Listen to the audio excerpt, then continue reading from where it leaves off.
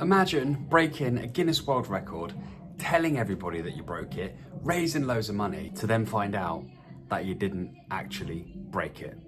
Well, that's exactly what happened to me.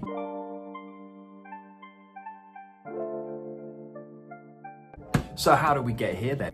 I remember being a kid in the library at school, reading the Guinness World Records, thinking, wow, I would love to do something and get in this book one day. Wouldn't that be amazing? This whole thing's been quite the journey. It all started when I invited people to come down and watch and support and cheer me on to break the existing record of 12 when it comes to most rugby conversions in 1 minute. So I applied back in June 2023. It took a few months to come through, but once it did come through, with it came a very strict set of rules and criteria that I needed to adhere to break this record. And one of the things that really surprised me was that I had to take the kicks from 3 different positions. And those positions were roughly 17 meters apart. So there was quite a lot of running involved in this particular challenge, which is what made it difficult. The margin for error was tiny. And we soon worked out that to do this, I would have to get every single kick within that 1 minute, because I could actually physically only do 13 or 14 kicks. After 4 hours of trying on the day, I managed to equal the record and get 12, but I was exhausted and it was time to stop. So I decided that I was going to try again. Now on the second attempt, it did not go well at all, and I pulled my calf after about an hour of trying. So I picked myself up for the 3rd time. I got in there and I gave it a go. And this time, I got it.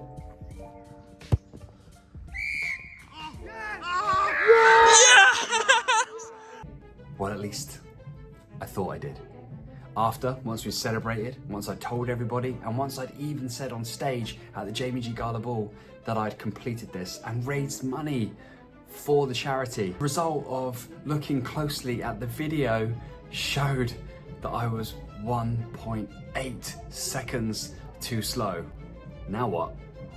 So now what do I do? I mean, I've told everybody. I've made a right ass of myself here. So I kept it on the down low and I went to try again for a 4th time. I knew I could do it. But it took another 2.5 hours of trying until I eventually got that 13th kick in a row through the posts. This had to be it this time. But then the bad news came. After looking closely at the video, it turns out that I still hadn't done it in 60 seconds. I was still just off. So what am I gonna do now? Well, I've told everyone, all my support crew that come to help me, that this is it, we've done it. We've finally done it, we've really done it. But actually guys, I'm gonna have to get the band back together again for one more try. Hello, Tommy Gentleman here, and in a few minutes time, gonna be attempting to break the Guinness World Record for most successful rugby conversions in 1 minute. So we were down to go again for the 5th time. And you know what, I could have probably have submitted that last attempt. Maybe they would have taken pity on me. But if they didn't take pity on me, they would have rejected it. And I would have had to start my application process all over again. I knew as well that if I was the person who set the 12 record, I wouldn't be happy if the person who broke my record didn't adhere to a strict 60-second window. And you know what, I also knew that I want to be able to go to sleep at night knowing that in my heart of hearts, I've actually done this and I've done it properly. And so I got everyone back together and we went one more time.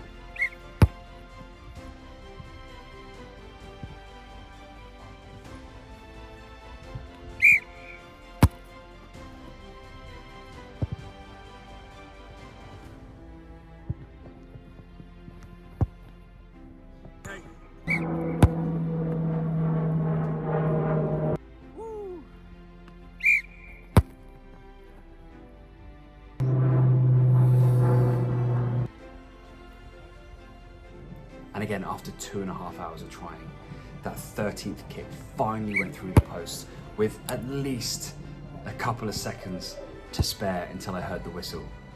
The relief was amazing to know that I'd done it beyond doubt, and that was the goal, to make sure that there was no doubt whatsoever.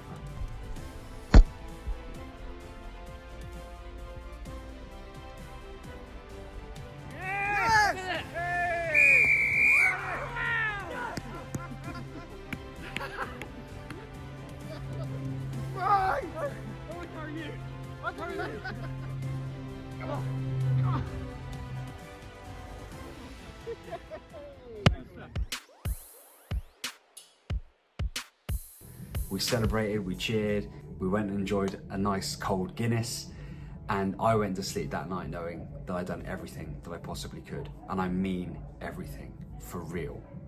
13 kicks in 58.4 seconds. And so as I sit here now explaining this story to you, I am waiting to hear back from Guinness World Records, and hopefully they will give it the all clear, and I would have adhered to all of the criteria to say that I've successfully broken this record. So thank you to everyone who's helped me. Thank you to my support crew. I literally couldn't do it without you. Thank you to Ball by the Horns, Marie and Andy, for helping me get all the same balls for this event and sponsoring those balls. Thank you to everyone who has given money, donated their own money to help my fundraising efforts and to support the Jamie G Sporting Trust. I really appreciate it. I wanted to make sure that I saw this through.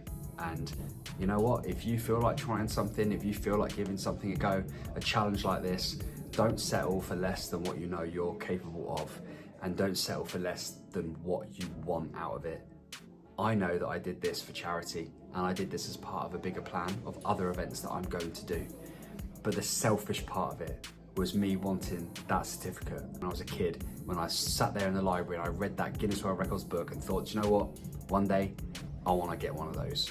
And that was the selfish part. I want that for my life. And if you want stuff for your life too, go and get it. That's all I got to say. Thanks for watching. See you soon.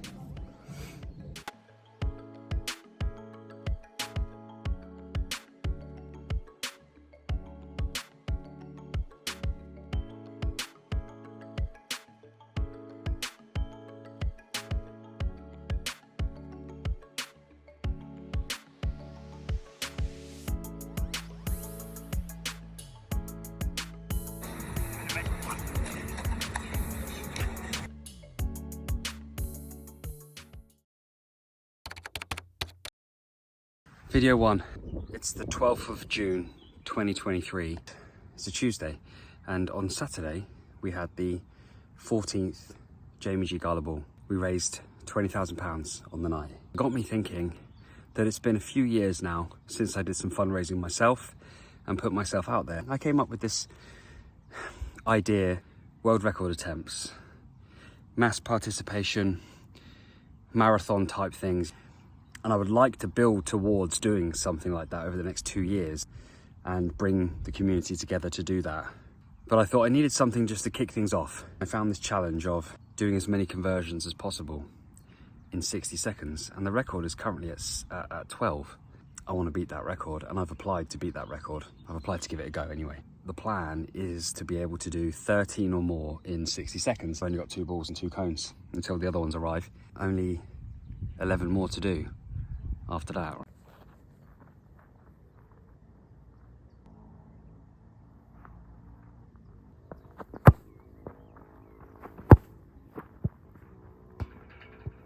So there's 2 misses.